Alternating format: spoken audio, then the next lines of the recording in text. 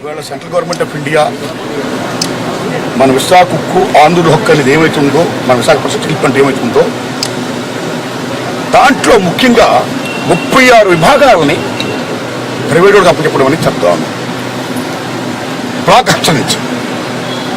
So ఈ రకంగా steel ప్లాంట్లో ఒక్కొక్క ముఖ్యమైన రంగాన్ని ప్రైవేట్గా చేసుకుంటూ పోతూ తర్వాత మొత్తం స్టీల్ ప్లాంట్లో అది ప్రభుత్వానిది, సెంట్రల్ గవర్నమెంట్ ఆఫ్ ఇండియాది, it's a monument to India.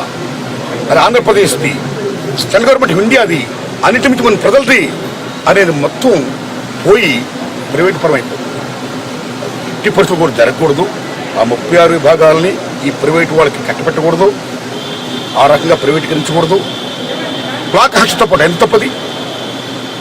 ఎందుకంటే ముఖ్యంగా మీరు నమ్మండి మిత్రులారా, స్వతంత్ర సంగ్రామ పోరాటప్పుడు ఇంత పసిపాపల నుంచి ముసలోళ్ళ వరకు బోడో స్వతంత్ర భారత్కి జై, మహాత్మా గాంధీకి జై అంటూ అమోఘమైనటువంటి ఉద్యమం చేశారు. అందరూ బయటకు వచ్చారు మహిళా మూర్తితో పాటు.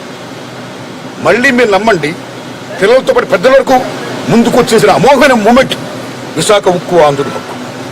32 మంది బలిదానాలతో సిద్ధించిన ఫ్యాక్టరీ విశాఖ ఉక్కు ఆంధ్రుల హక్కు. It's a monument.